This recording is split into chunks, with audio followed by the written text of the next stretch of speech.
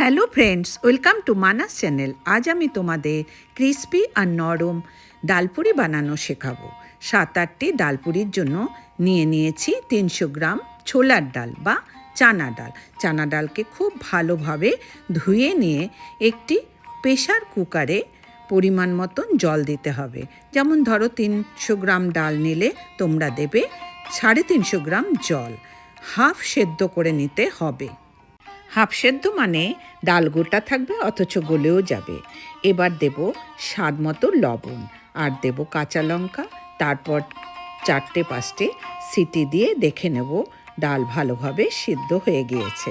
দেখো, এবার নেব কিছু পেঁয়াজ কুচোনো আর লঙ্কা কুচোনো, আর নেব আদা আর রসুন পেস্ট। তারপর প্যানে তেল দিয়ে দেব পেঁয়াজ কুচোনো। এবারে দেব নিজেদের স্বাদ মতো লঙ্কা কুচোনো, দেব আদা রসুন পেস্ট বেশ কিছুটা।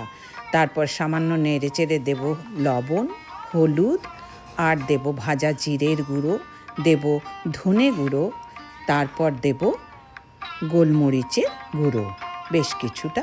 তারপর ডাল সেদ্ধটা দিয়ে ভালোভাবে কষিয়ে বানিয়ে নেব ডালপুরির স্টাফড। তোমরা ইচ্ছা করলে এর মধ্যে টমেটো কুচোনো, ধনেপাতা কুচোনো দিতে পারো। দেখো, সুন্দরভাবে তৈরি হয়ে গেল আমার ডালপুরির স্টাফড। ডালপুরির 7-8টে লেচি বানানোর জন্য নিয়েছি পরিমাণ মতন আটা। তাতে দেব লবণ আর জল দিয়ে বানিয়ে নেব সুন্দরভাবে ডো। এবারে ডো দিয়ে লেচি বানিয়ে নেব। লেচিকে সামান্য তেল দিয়ে সুন্দর করে গোল করে বেলে নেব। তারপর মাঝখানে দিয়ে দেব ডালপুরি স্টাফড পরিমাণ মতন।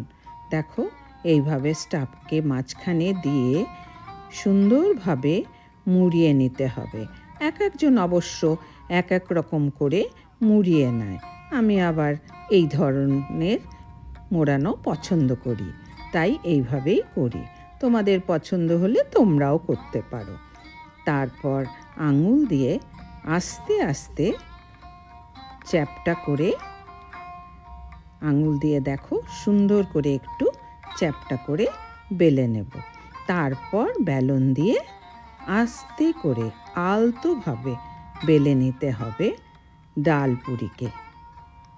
দেখো, সুন্দরভাবে আস্তে আস্তে বেলে নিতে হবে তোমাদেরও।